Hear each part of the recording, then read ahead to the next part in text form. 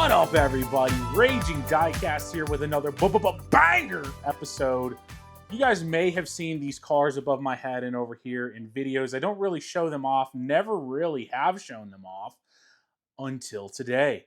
So as you guys know, I did sell a lot of my 510 collection to fund the podcast, gears, gimbal, computer, cameras, microphones, all of that. I did not sell my Datsun 510 Air collection. I sold everything that was at least somewhat replaceable, maybe hard to find, but somewhat replaceable. I didn't find the Airs to be really replaceable, so I did hang on to them. And so today we are going to look at every single one. I do have one in the mail as well. It's not here yet, but every single one of the Datsun 510 Raging Diecast Airs. So buckle up, Buttercup.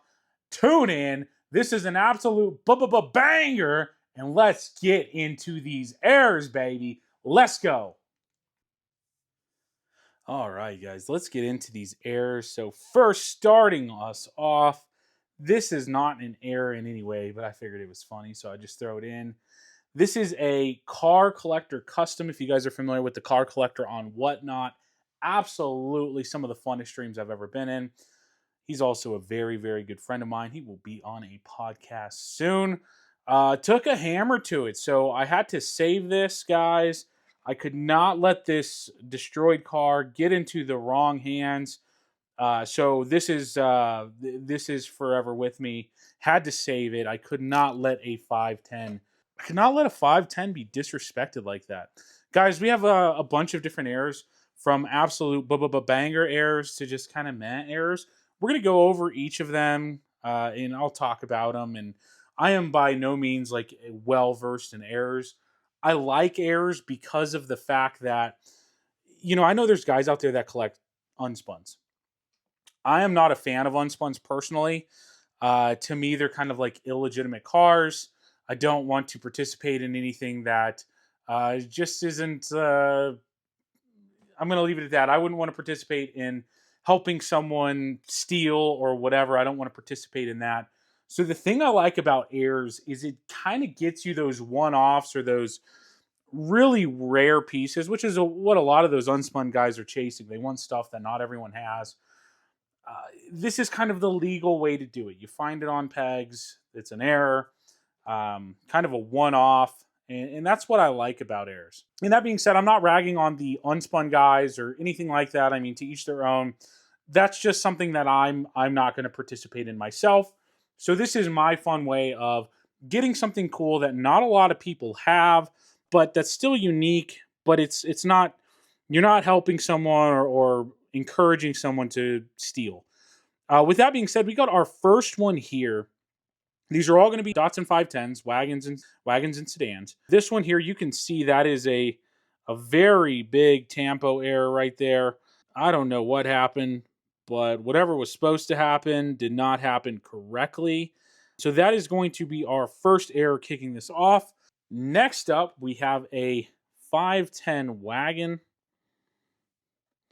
What I like about this one is it's very subtle. Looks like your normal 510 wagon. But then you're like, wait, there's no glass in there.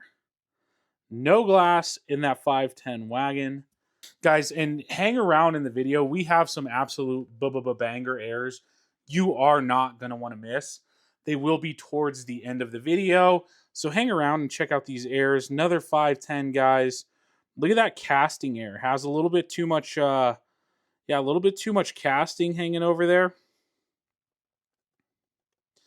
I really like these casting airs. They're obviously not easily replicatable. Like card airs, we'll talk about that, but mainline card airs, I'm not the biggest fan of. I do have like one, I think. But those can be easily replicated. You can't easily replicate leaving an extra piece that's not supposed to be there. Here we have a little bit of a different type of a casting error on this Datsun 510. You could take a look at this pillar right here. It is not connected. It's kind of hard to see it with the glare, but that you can see that pillar right there does not go all the way to the roof. I really, really like casting airs. That's kind of what teach their own, whatever. That's what I like. The other one very similar to that. We have it right there. You can see it a little bit better. Again, that pillar does not, it's kind of broken right there. Oh, guys, this one right here. This one is a good one. Shorty. It's on a short card. No, well, I can't say no tampo because it does have tampos up there, up on the roof and the hood, but no side tampos on there. On a shorty, guys. That's a pretty cool one. Next up, very, very minor error. It was gifted to me. We've got this front wheel kind of slammed right there, tucked. I don't know if it just needs to be pulled out or what, but it was a gift. People know I like these 510 errors, and so they gift them to me. And I'm not going to turn it down because that is still a error. You're going to see on, I think, the next car, but this is missing like the black portion of the tampos. So this is kind of like the full tampo is not there. Only part of the tampo is there. They're supposed to be kind of like black highlights all around and stuff. So tampo error there on that one. Here is a card error. And you can see this is that same car, but it does have those black accents on it. This one's on a Tesla Roadster card. You can try to look at the back and see if it's legit. Guys, with these card errors, the reason why I'm not the biggest fan, because everybody knows the acetone trick now. You put acetone all around the back side of the card where the blister is, and it'll pop that blister right off. I'm not the biggest fan of card errors because, I mean, obviously you can replicate that. I do believe this one is legit. I've looked over the card and everything like that, so I do believe it's legit. And also, why would you swap it on a creased card? So I do think this one is legit, but I am very skeptical of a lot of card errors. Now, they do happen. That's not to say they don't happen. It's just people try to replicate it and say it's an error and sell it for more. Just one caution I have when we're talking about card errors. I do know one of my friends, Diecast Man's, William, he had actually a card error. It was the custom auto was the card, but it was the red edition truck in a factory sealed box. He pulled it right out of the box like that. That's someone I know. He's legit. That's a legitimate card error, but I didn't pick it up just because I don't know. People are kind of skeptical of him. Guys, this one I call the Detroit Special. This one was left on the bricks. No base, no wheels. It is riveted, though.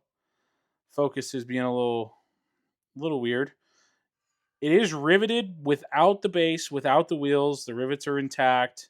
That one I like to call the Detroit Special. This one's a pretty good one right here, guys. This is a Tampo slide. So you saw on the other one that I showed earlier, the no glass one. The Tampo for this is supposed to be up a little bit higher. This one is pretty much at the bottom of this car. So this is a Tampo slide. It didn't quite hit the Tampo exactly where it was supposed to be. This one, very, very minimal paint or Tampo error. There's just like a little bit of a pop on that Tampo. I don't even know if the camera's going to pick it, but very, very minor. This one's a little bit interesting. It's on a shorty. Again, another short card. This one, we have a little bit of thread right here coming out of the tire. No idea how that got in there. Looks like it's around the wheel in some way. A little bit of a thread in there, so kind of a weird, goofy error. Same thing on this one, guys. This one seemed to have a real bad problem with the paint. I don't know if it's going to pick it up, but the paint just isn't, it's not how it should be. It's not perfect. This one, guys, this one's kind of interesting, and it's very hard to see if you're just looking at it like this. But if you look at that back window, right back here, you will see the window is like, you see that there? It's not complete. It almost looks like it got melted or something. So there's a little hole in that window. Guys, we've got another like kind of no Tampo error here. I really like these no Tampo errors. The cars just look so clean on them. Little no Tampo error there. Couple of Matchbox errors coming up. I will show them off as a pair because I think it's funny. One was a gift, one I found. And so, pretty easy to spot. But you can see here, on the top one, the little silver ring around the tire is missing. And then on the bottom one, on the rear, the little silver ring is missing. I think all that we need now would be one missing both the rings. So if anyone has one, hit me up. But yeah, I thought that was kind of cool how I had one of each there. It's a cool little error. And Matchbox errors, I don't know if they have like better quality control or what exactly. Matchbox errors are a lot harder to come by, harder to come across. This one's a pretty common error, I would say. This is the Datsun Bluebird on the Mazda RX-3 card. Now, guys, the acetone trick does not work on premium cards. And there was a lot of these that happened. This one I'm 100% sure is legit, just because of the sheer number that are out there. It's not like this is a one of one. You can probably go to eBay and find them. But pretty cool error. And it's cool that it's on a premium card where you can't say that it was faked with the acetone trick, because the backing on the premium cards obviously is not the cardboard. It's not the cardboard, so the acetone doesn't soak in like it does on the mainline cards. So that's a cool little error. This is not a error. This is not an error, but it is a variation, and I obviously like it. This is a smooth grill. Smooth grill Datsun. I'm trying to see if it'll pick it up. So with these, you had the mesh grill and you had the smooth grill on these. Smooth grill seem to be a little bit more rare, go for a little bit more money. So that is a smooth grill Japan Historics. Guys, and here are the real just absolute banger errors coming up. Another JH1 error. Very kind of hard to notice until trying to catch it. Boom. The roof on this one's coming up a little bit there. You see that? It's like pulled back. It's not sitting correctly. A little bit hard to tell in this lighting, guys. I apologize. But you can see that that roof is like pulled up. Nice little casting error on JH1. The next two are just absolutely stunning. This one here, this is a double tampo on the JH1. So if you look closely at the Advan there, you can kind of see that there's a tampo over a tampo. You can really start to notice that. Double tampo on the JH1. And guys, this last one, absolutely absurd. This one right here. This is the creme de la creme, at least in my collection. Japan Historics one, Datsun 510 wagon. Guys, I don't know how many tampos are on here. I don't know if it's 3, if it's 4. I do know the camera is not doing it justice. This has a lot of tampos on there. It almost looks like Braille, guys. The tampos on there, looks like if you crack this car, you'd be able to feel it. It's on there. This is a wild error. There's at least 3, probably 4 tampos on that Japan Historics 1. And that's why this one is just top of the charts. One, Japan Historic 1, that's the first real car culture ever. JH1. That's when they first started. And then to have a Datsun 510, which is what I collect, and just an absolutely insane error on it, that is top of my list. Glad I have it. Will never get rid of it type of error there. So yeah, guys, like I was saying, errors are cool. It's a way to collect the one-offs or the weird or the I have it and you don't, without having to, I don't know, feel some type of way morally. Maybe some people don't feel that way about unspuns. I do. Anything that's stolen or isn't legit, I'm not a fan of. This is kind of my way to get that cool stuff. Get that cool stuff that not everyone has, but not have to feel guilty about it. So that is my error collection in a nutshell. I think I have a few more laying around somewhere, but I just wanted to show you guys that, show my love that I have for errors and the Datsun 510 specifically. I think the errors are cool. I love the Datsun 510. Yeah, if you guys made it this far, thank you so much for tuning in. Had an absolute blast. I do have a couple of podcasts lined up, so there will be some podcasts dropping. I am kind of ahead on videos as well, so who knows when they will drop. I will probably be recording them soon, and they'll drop in a month or two maybe, which is a good thing for me, being so far ahead. I will be in Vegas, guys. If you are in Vegas at the convention there, the Diecast convention, make sure you stop by, say hi. I would love to meet you guys in person, face to face. And that's it for this video. If anyone's going through anything, like I always say, talk to a friend, talk to a family member. Always feel free to reach out to me if you don't have any of those. I will always be available to you. Reach out to me on Instagram or Facebook or whatever. I love you all. We're all going to get through life together. Get those supers, get those chases, and I'll catch you on the next one. Peace. All right, guys. So that last package that I was waiting on for the airs came in. Figured I'd just do a quick unboxing here. See what we ended up with. I don't think I've bought this one. Let's take a look. Let me take the tape off. Guys, this comes from a seller. He's on Facebook, but he's starting up like a little business. His business name is going to be East 10 Diecast Armory. They have a storefront in the Tri-Cities Flea Market in Bluff City, Tennessee. Make sure you stop by there. Tell Donald Raging sent you.